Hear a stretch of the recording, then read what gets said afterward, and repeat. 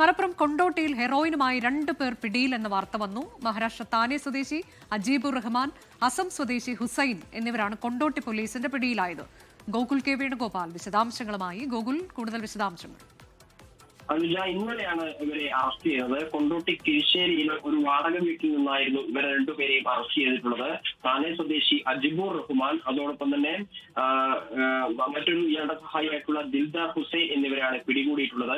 ഇവർ രണ്ടുപേരും ഇടയ്ക്കിടെ കേരളത്തിൽ വന്ന് ഇത്തരത്തിൽ ബിസിനസ് നടത്തി പോകുന്ന ആളാണ് എന്നാണ് പോലീസ് നൽകുന്ന വിവരം. ഇവരിൽ നിന്ന് 10.34 ഗ്രാം ഹെറോയിനാണ് പിടികൂടിയിട്ടുള്ളത്.